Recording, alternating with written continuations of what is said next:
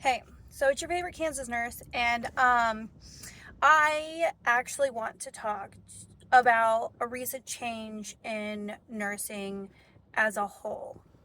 So, recently, CMS, which runs like the whole Medicare, Medicaid, government run health insurance programs, got it approved and passed based on hours. So, if you're not familiar with this, a lot of Medicaid bills on hours, and in nursing homes, long-term care facilities, stuff like that, they have to, a lot of places that rely on their majority of their funding coming from Medicare and Medicaid, they have to show how many hours they have an RN, an LPN, CNAs, and auxiliary staff in their building.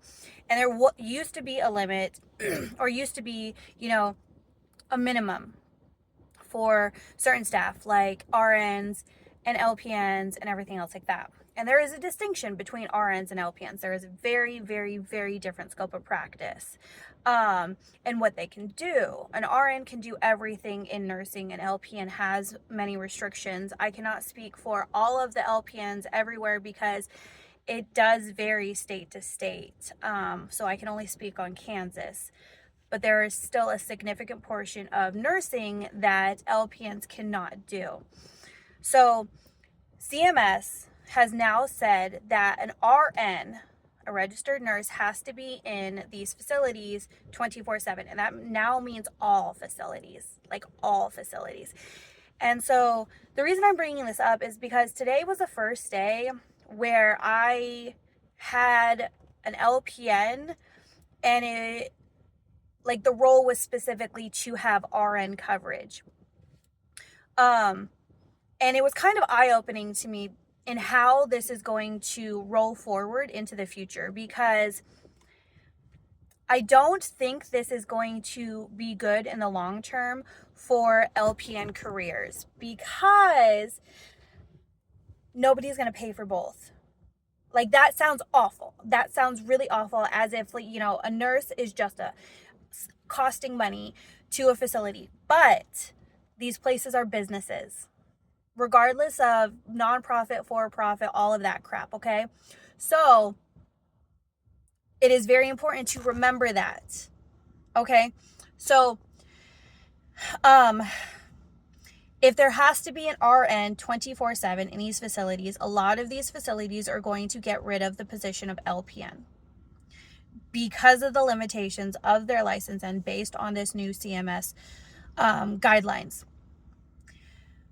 So that's not very promising for LPNs. Now, on the other side, it could be promising for a little while, as in LPNs can now, I don't know, some hospitals already utilize LPNs a lot.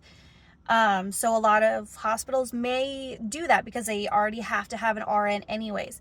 The problem with that is there is a significant deficit, again, in an LPN and what they can do in a hospital, just as much as there is in a nursing home when it comes to a lot of things. So what will end up happening is facilities might have one or two RNs and a bunch of LPNs, and that RN is going to have to pick up the slack. Eventually, that RN and a bunch of other RNs are going to stand up and say, hey, this is bullcrap. Like, I'm working the job of two people right now. You want to have me be a charge nurse? You want to have me maybe not have patients? You want to have me pick up the slack on these LPNs? That's fine. That's great. That's gravy. I'm okay with that. But I'm doing multiple jobs here, and this isn't okay. And again, it'll be a situation of, is it cheaper just to keep the RN versus keeping both? So I don't see this as a future that is going to be promising for LPNs. And if you are somebody who is an LPN and wants more information on what to do, or what the government wants you to do, or where the future of your profession is, you really need to start looking into things and looking at what's happening, because they've been saying this for 15 years, that they were going to get rid of LPNs, and nobody believed them then, and it's not looking great, and that's not fair. especially if they're just going to do it out of nowhere. And nursing school, RN school, is already hard enough. Some people by that time are too old to be going back to school, don't have the money to be going back to school, don't have the time to be going back to school, or they just really enjoy what they're doing. I've met a lot of LPNs who are like, I just like doing this. I don't care about anything else. And that's great. But you guys deserve to know what's going on with your future. RNs, this could mean in the future that whole BSN requirement thing is going to come. They've been talking about saying that all RNs need to have a BSN. And what does that mean for the future after that? Because there are people out there who are still clamoring that to be a nurse, you should have a master's degree. Like, we need to understand where all of these things are going and what that means for the future of our careers. So if this means we're going to end up, 30 years down the road where they're going to say that all RNs need to have a BSN, or at the start of their career, but by the end of 5 years have to have an MSN, then we need to either say no, or we need to figure something out. Because as a master's nurse, I would never work the floor like this. There's no reason to. Like, half the master's stuff is not for bedside, it's for leadership. The other half of it is nurse practitionery. So why would I even bother to do that?